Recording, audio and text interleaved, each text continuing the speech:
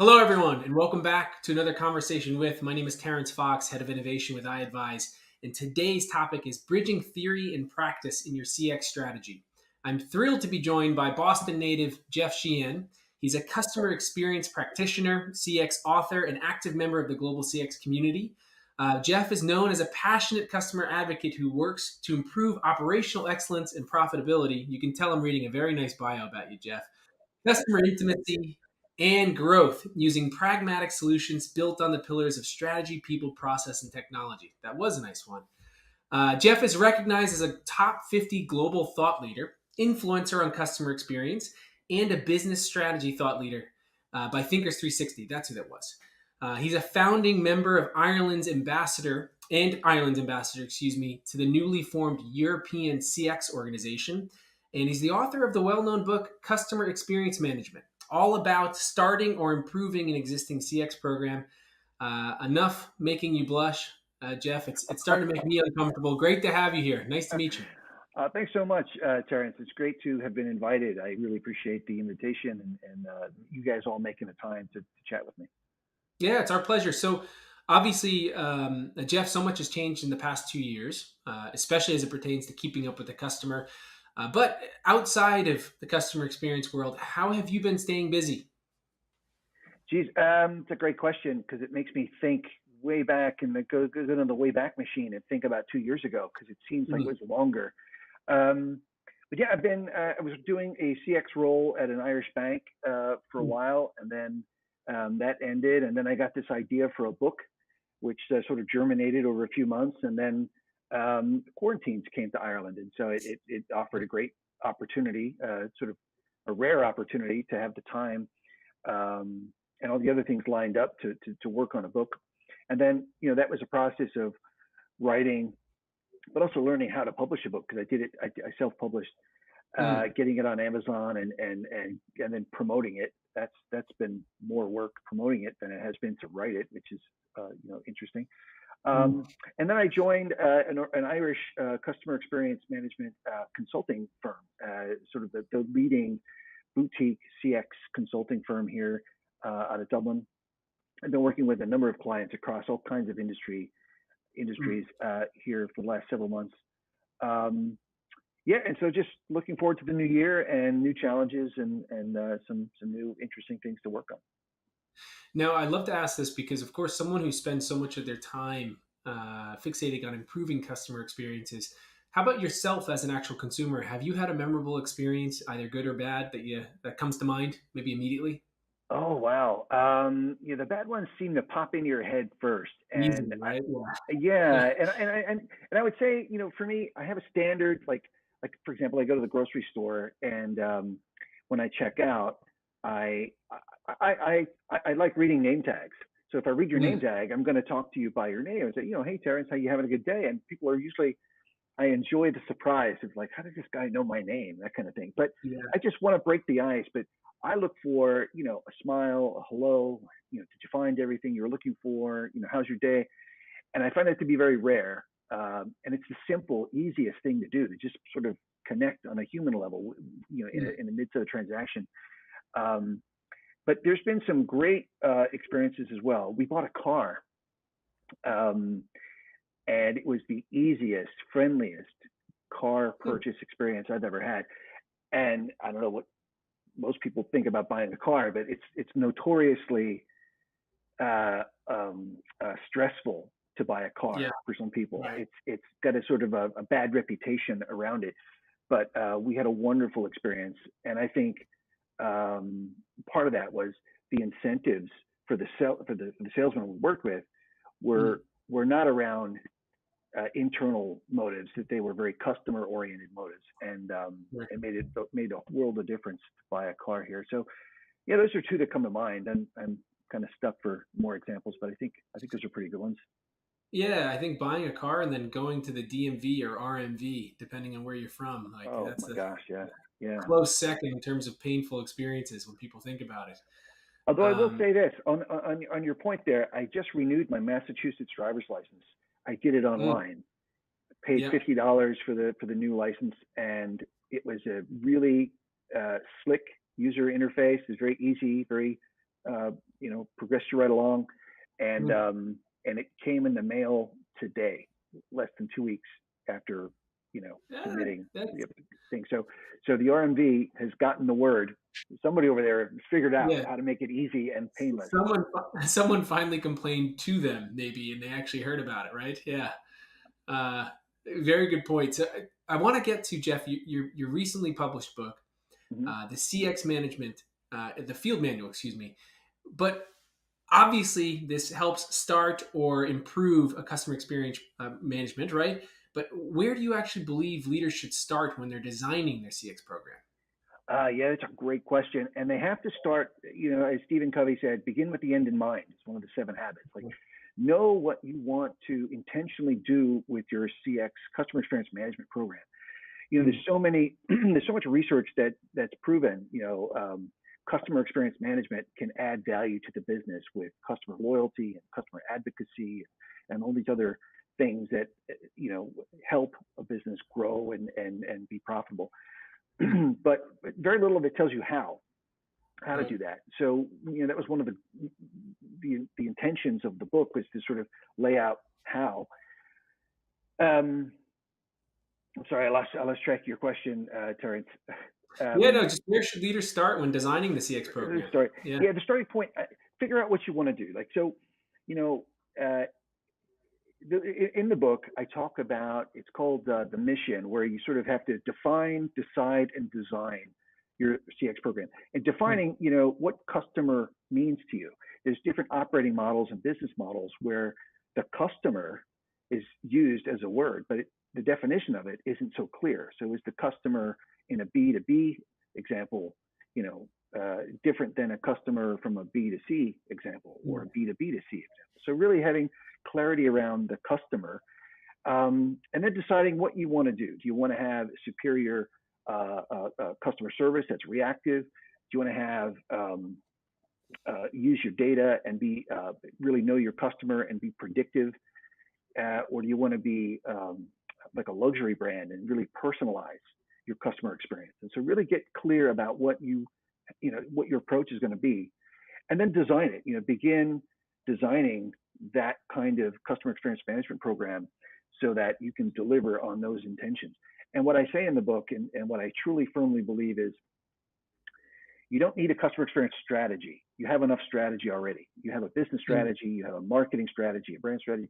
What you need for a customer experience management program is to help deliver on those strategies, right? So I mm, think of CX as a train that rides the rails, and one rail is your business strategy, and one rail is your brand strategy, and mm. CX is an enabler to deliver on those things. So if you pull that all together, which I attempt to do in the first chapter in the book, um, I think that's the beginning point, because everything flows from there. Mm.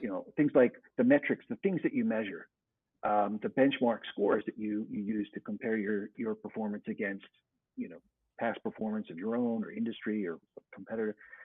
Everything sort of flows once you have an intentional, purposely built CX management program. So, Jeff, on this topic, could you actually give us some concrete actions or outcomes that can be taken to connect customer experience improvements to business value? To business value, yeah.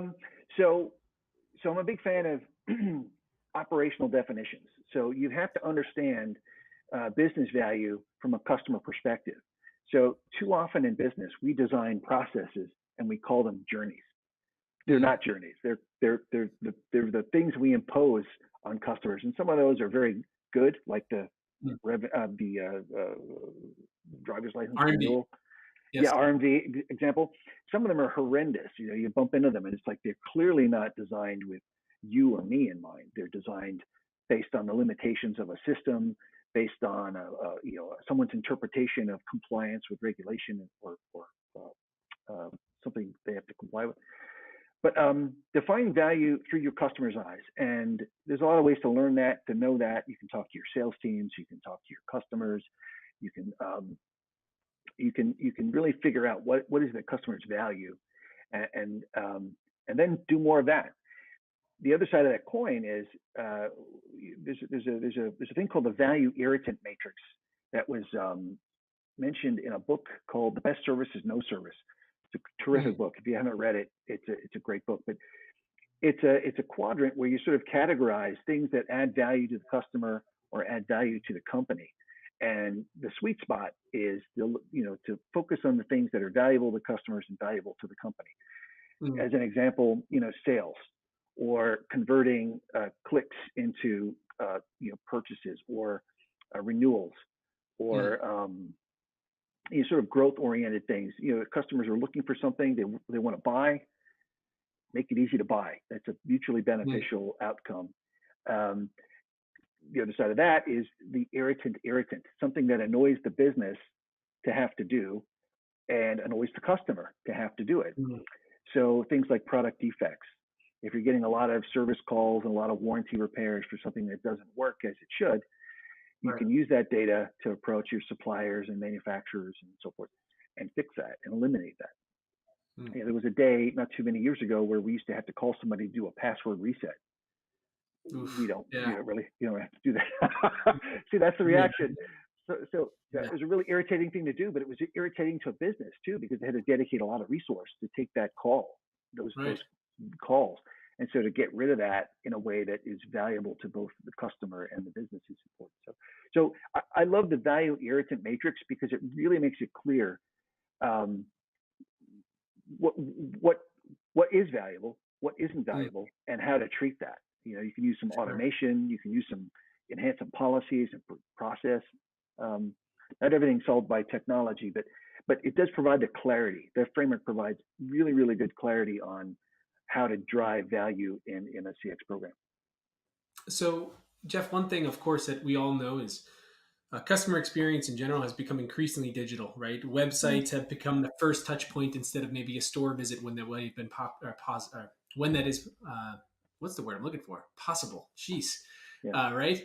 But so with this increasingly digital presence and the importance of that touch point, what is your vision of online customer excellence and especially of the human digital balance, right? Because you even just said the best service is self service in that example that you gave before. But how do we best humanize the digital experience and take advantage of that while providing a top class experience for the customer? that is the $1 million question, and I think a lot of businesses are wrestling with answering that Mm, in a way that customers respond well to. For example, here in Ireland, um, the CX company that I'm working for, they do an annual state of CX survey, and hmm it spans about 170 some odd brands across 11 industry sectors. And one of the things we saw for 2021 when the report came out in October was that well, like you make it easy was one of those emotional drivers that improved because of digital. mm, You get me, meaning empathy, and you know me, meaning personalization. So, went down considerably from the mm, previous year, and it's I think because it's connected to this lack of human interaction in processes that require it. So, as an example, if you're a bank, there's certain bank functions you can just do through the mobile app or a website. Check on your balance, for example. You don't need to make a call and wait in a queue and do the security questions just to find out how much money you have. The banks have all made it very easy to digitally figure that out, that mm, information out for yourself. But if you're a first-time homeowner who wants to fulfill the dream of home ownership for your family, right? Young couple, you want to have a family, you want to live in a certain area because of the schools and all those things. You apply for a mortgage, and you might apply here in Ireland. You do an AIP, an advanced sort of qualification for sure. that allows you to go out and house hunt. And then the other part of that mortgage process is all the other paperwork and all the other conversation. So there's only so much of that you can automate. And some Mm, banks have tried to automate everything and remove people, but customers don't react well to that. A lot of customers want a a personal relationship. They want a conversation. And what we're seeing banks right. do is like we're doing here with this platform. Um, and I think iAdvise does this, but correct me if I'm wrong. But where you can be in the middle of a digital process, and then touch a button and say, I'd like to talk to somebody, and there's a live Right. agent on your screen that you can interact with and ask your questions and sort of get the best of both worlds, that Mm. digital when you want it and that human interaction when you need it. So yeah, I think I think that's going to be. I think the quarantines has forced a lot of businesses to become digital. And then whether Mhm. you're a restaurant with your takeout business or you're a retailer with your online, fulfillment, all of it. Mm. But it's also made clear, at least here in Ireland, but I think it's more broad, more. I think it's a broader impact across the world where people really are expecting to have a human connection somewhere. Right. So it's just kind of figuring out like what can you fully digitize and leave alone for like self-service, and Right. what can you have that sort of hybrid delivery model where you have people that can intervene at the right time. Yeah, and you think about why it's so important, especially in the past 2 years. McKinsey, a stat I'd love to reiterate throughout this show is I think they said 70 or 75% of consumers have changed the way they're buying throughout the pandemic, right? How, where, and why they're buying, I think was the last. And this has been a part of this digital transformation that's occurred the past 2 years. Let's get actually to the satisfaction and NPS side of things, because of course those are now widespread. How do you actually turn and recommend turning customer insights into actions to improve the experience? Yeah, well, again, another really good question. I think you have to define what an insight is. I think, my experience has been working with clients. There's data, right? And then there's meaningful Mm. data, and then there's an insight. And you really have to figure out what you're going to call an insight. And Right. an NPS score, for example, of 57 is not an insight. An NPS Right. score that rose 20% to 57 after a promotional campaign, or after we added 200 staff to the contact center, or after we outsourced the contact center, that's a bit of an insight, right? So really Mm. defining what an insight is, I think is an essential first step. Um, and then what do you do about it? I mean, in my book, I talk quite a bit. I think the biggest chapter in the book is it discusses listening, learning, and acting, and taking Mm. whatever you're calling an insight and then answering the question, so what? Now what? What do I do with it? Right. Mm. A lot of a lot of organizations hand over their insights. The CX teams hand over the insights to the business without a full context, without a full sort of story around. Okay, if I don't do anything with this, what's my risk? If I act on this, what's my reward? And I think packaging any insight for action, you have to speak the business. So if Right. you're gonna help sales sell, explain that what this insight, Mm. and what the action could be or should be. And I think that's where CX leaders need to partner and collaborate and really understand who they're supporting, so that they understand what the motivations are, what the incentives are, what the parameters are for an insight to be effective to a sort of decentralized execution model. Now, in those organizations where Mm. CX is very centralized and an insight is deemed actionable, and Mm. they're gonna do the action. What we're seeing many times is there is not enough ROI calculated around that. Like, what's it going to cost us to do this, and Sure. what are we going to what's our yield? What are we going to sell? What are we going to start doing, stop doing? What are we going to save? And I go back to that value irritant matrix I mentioned earlier. That's another great way to sort of categorize your insights, whatever they are, and Mm. determine what the ROI for those insights could be. So if you're going to remove an irritant, it might save. Let's say, for example, you've examined your call data and you find out that you get 1,000 calls a month that, that are unnecessary. They're just nuisance calls. Customers don't want to call you, and you don't Yeah. want to take that call. You can figure out a way to get rid of those 1,000 calls. You can put a monetary value around that savings, as well as Mm. times. You save a block of time, and you can give that time, the agent time, back to higher value conversations, to help customers renew, upsell, cross sell, all those kind of things. So Right. it's a bit of a messy cooking process to kind of figure out what an insight is and what you're going to do with it. Mm. And of course, you're working within the framework of your business model. But I think if you understand what insights are for your organization, and there's clarity around how the action will be taken, um, you're well ahead of a lot of other folks in terms of a CX program that delivers a consequential outcome. Any other favorite learnings or anecdotes from the book, Jeff? There's one thing I like to talk about. It's and I put it in the book because I wanted to, but then I realized it's something you don't read much about. I call it. It's actually in the book twice, and in one of those times, I call it time to target. I talk about the idea of time in a CX program Mm, as a dimension of culture. There is a pace, there's a tempo, and I'm sure as a tech startup, there's a bit of a quick, fast, go, go, go, fire, fire, fire, kind of pace. And because you're trying to grow and add customers and add revenue, as opposed to maybe a more mature organization that's a little bit more deliberate about managing risk and making decisions and mm, things like that. Just broad generalizations, but there is that aspect of time, and I think that's one of the things CX leaders really need to tap into is what is the culture's response to time and pace and tempo, because it's going to affect how you're viewed as adding value. If you're not doing enough in the right period of time, the right pace, you might not be mm, seen as a contributor. But on the other hand, if you're trying to do too much at once, the culture might not be able to absorb that much change or that much action on insights, so to speak.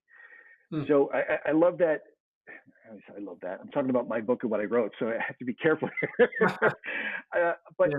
but it is an interesting, and I've gotten some feedback from readers about it, about that that point about time, that there is strategic CX time, where you are looking to shift an organization in some way towards being more customer Mm, focused and evolve and improve. Um, and then there's tactical CX time, which is that obviously shorter periods of time, more project focused and things like that. But um, mm. yeah, I the whole book is written around the idea that a customer experience management program is a continuous improvement program, and time is a very important consideration for that. Sure. Well, Jeff, thank you so much for joining us. This is an absolute pleasure.